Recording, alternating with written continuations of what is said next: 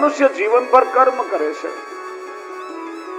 આમ તો આ સૃષ્ટિ ભગવાને કર્મને આધીન જ રાખી છે, છતાં પણ બધા કર્મોથી મોટી એ ભગવાનની કૃપા છે. શ્રી મહાપ્રભુજી આજ્ઞા કરે છે, અજા મિલાદે દોષાણામ નાશકોનું ભવેસિત.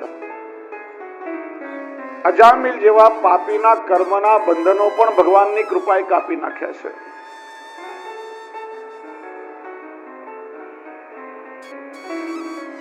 ત્યારે શ્રી મહાપ્રભુજી તો પ્રભુને સ્વતંત્ર માને છે.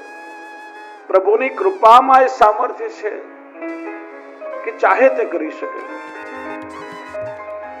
કર્મના બંધનો પણ કાપી શકે. જીવ ગમે તે હોય, જીવની પાત્રતા જોયા વગર પ્રભુ પોતાની સ્વતંત્ર ઈચ્છાથી જીવ પર કૃપા કરી શકે.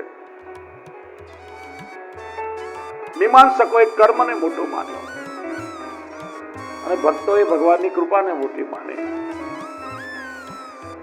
એવી રીતે માયાવાદીઓએ ભગવાનને નિરાકાર માન્યા. બ્રહ્મ નિરાકાર છે, એને કોઈ આકાર જ ન હોઈ શકે. શ્રી મહાપ્રભુજી માને છે કે બ્રહ્મ નિરાકાર પણ છે અને બ્રહ્મ સાકાર પણ છે.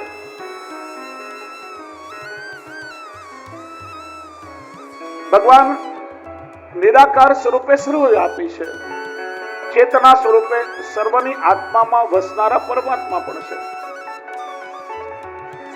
અને એ જ ભગવાન પોતાના આનંદની અભિવ્યક્તિ માટે, પોતાના ભક્તોના મનોરથ પૂર્ણ કરવા માટે પોતાની ઈચ્છાનુસાર સ્વરૂપ ધારણ કરી અને અવતાર પણ લઈ શકે છે.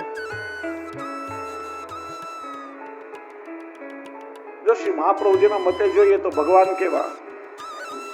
કોઈ તમને પૂછે ભગવાન કેવા છે તો શું કહેશો?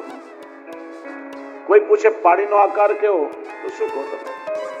જે પાત્રમાં પાણી ભરીએ પાત્ર પ્રમાણે પાણી આકાર ગ્રહણ કરી લે. કોઈ પૂછે તમને ચાસણીનો આકાર કેવો? જે બીબામાં ચાસણી ઢાળીએ એ બીબા જેવો આકાર ચાસણી ગ્રહણ કરી લે. એમ ભગવાન કેવા? શ્રી મહાપ્રભુજી સમજાવે છે, ભક્ત ભાવાત્મક.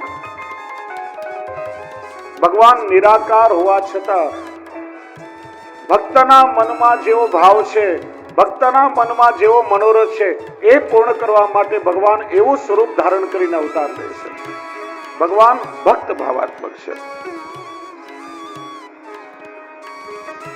ગોપાલદાસજી કહે છે, હે શ્રી વિઠ્ઠલેશ, હું આપને ઓળખી ગયો છું.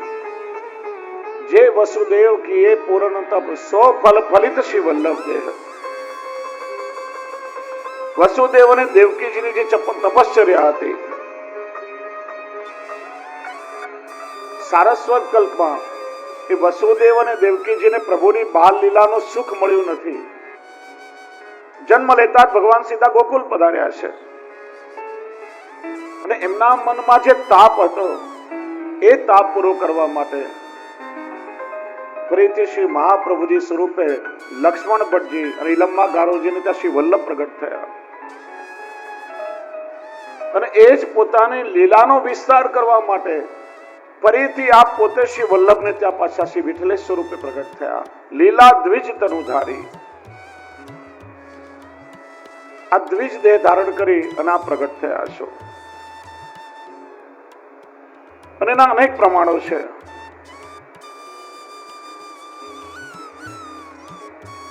જો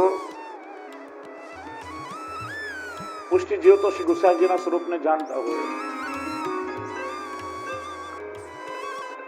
પણ જે પુષ્ટિ માર્ગીય વૈષ્ણવ નથી, જે મર્યાદા માર્ગીય છે, એ કેમ માને? એમને વિશ્વાસ કેમ આવે? તો શાસ્ત્રો કહે છે કે જ્યારે ભગવદ અવતાર થવાનો હોય, જ્યારે પ્રભુનું પ્રાગટ્ય થવાનું હોય, તે પ્રભુના પ્રાગટ્યની ભવિષ્યવાણી એ ઉપનિષદોમાં, પુરાણોમાં હોવી જોઈએ. બીજું, ભગવાનના પ્રાગટ્ય લેતા પહેલા ભક્તોએ ભગવાનના ગુણગાન કર્યા હોય. ત્રીજી વસ્તુ એ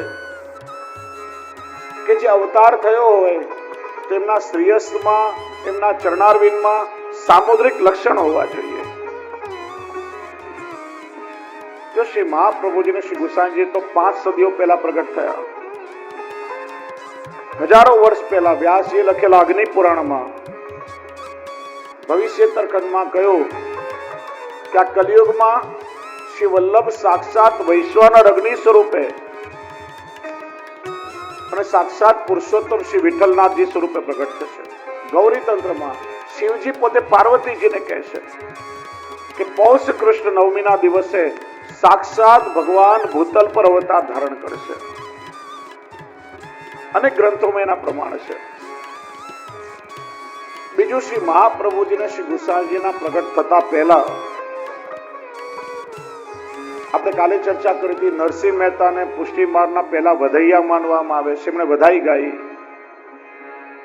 શ્રી વલ્લભ વિઠ્ઠલ પ્રગટ થશે, પુષ્ટિ માર્ગ વિશદ કરશે, ભક્ત જનને કાજ. સામુદ્રિક લક્ષણ જોઈએ તો શ્રી મહાપ્રભુજીના શ્રી ગુસાઈજીના ચરણ ચિહ્નોની ભાવના આપણે ત્યાં પ્રસિદ્ધ છે. ઠાકોરજીના ચરણારવિંદમાં જે ચિહ્નો છે, ચિહ્ન શ્રી મહાપ્રભુજી શ્રી ગુસાઈજીના ચરણારવિંદમાં બિરાજે છે. આ બંનેની એકરૂપતાના ઘણા પ્રસંગો છે.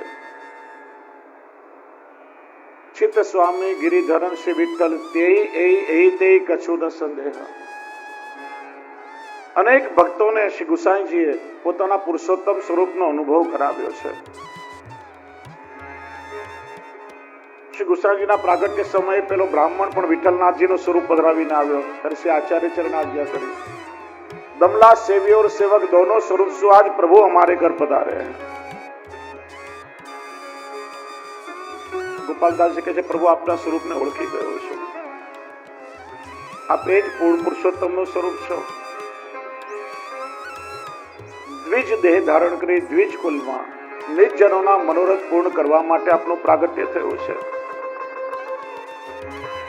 અને આપના પ્રાગટ્યનું કારણ ત્રીજી કડીમાં ગોપાલદાસજીનું વર્ણન કરે છે. તે પ્રગટ્યાનું કારણ મારે આપના પ્રાગટ્યનું કારણ અને આપની લીલાનું ગાન કરવું છે, પણ મારામાં એ સામર્થ્ય નથી. એ તો કેવલ આપની કૃપા દ્વારા જ સંભવ છે. જેમ અર્જુને ભગવાનને વિનંતી કરી અને ભગવાન શ્રી કૃષ્ણે અર્જુનને પોતાના વિરાટ સ્વરૂપના દર્શન કરાવ્યા, અને દર્શન કરવા માટે જેમ અર્જુનને દિવ્ય દ્રષ્ટિનું દાન કર્યું, એમ ગોપાલદાસજી કહે છે આપ મારા પર કૃપા કરો. આપની પ્રાગટ્ય લીલાની ગાથાનું વર્ણન હું ક્યારે ગાઈ શકું જો સુરતા મનાનો. ગત જન્મમાં આપે જે લીલાનો અનુભવ કરાવ્યો, પણ આટલા જન્મ સુધી આપનાથી દૂર રહેવાના કારણે એ આપની લીલાઓનું મને વિસ્મરણ થઈ ગયું છે. એ લીલાઓનું સ્મરણ મને ત્યારે થશે કે જ્યારે આપ મને પોતાનો કરીને માનશો. गिरधर जब अपनो કરી જાને. આ જીવોને સાધન કરવાની જરૂર ક્યાં સુધી કે જ્યાં સુધી ઠાકોરજી આપણને પોતાનો ન માને ત્યાં સુધી. જ્યારે ઠાકોરજી એકવાર આપણને પોતાનો માની લે પછી જીવને કોઈ સાધન કરવાની આવશ્યકતા નથી. ગોપાલદાસજી વિનંતી કરે છે કે આપના પ્રાગટ્યનું કારણ કેવા માંગુ છું, પણ આપ કૃપા કરીને મને એવી દ્રષ્ટિ આપો, આપ મને એવી વાણી આપો જેનાથી હું આપના સ્વરૂપ અને આપની લીલાનું ગાન કરી શકું. જો સુરતા મનાનો, સુરતા શબ્દનો અનેક અર્થ થાય છે. સુરતા શબ્દનો એક અર્થ સ્મૃતિ થાય. હે કૃપાનાથ, મારું પૂર્વના જન્મમાં નિત્ય લીલામાં જે સખી સ્વરૂપ છે, જે મારું સારંગી સખીનું સ્વરૂપ છે, એ મારા આદિ દૈવિક સ્વરૂપની જો મને સ્મૃતિ થાય તો જ આપની પૂર્ણ લીલાના ગુણગાન હું ગાઈ શકું. કેમ કે લૌકિક વાણીથી આપના જેવા અલૌકિક સ્વરૂપનું ગુણગાન ન થઈ શકે. યતો વાચો નિવર્તન્તે અપ્રાપ્ય મનસા સહ. જેમ વેદો કહે છે કે ભગવાન એ વાણી અને બુદ્ધિથી પર છે. બુદ્ધિનું સામર્થ્ય નથી કે ભગવાનને સમજી શકે, કે વાણીનું સામર્થ્ય નથી કે ભગવાનને ગાઈ શકે. એ તો અનિવાર્યનીય છે. વેદો પણ કહે છે નેતિ નેતિ ન ઇતિ ન ઇતિ. પ્રભુની લીલાઓનું ગુણગાન ગાવાનું સામર્થ્ય મારામાં નથી. આપ કૃપા કરી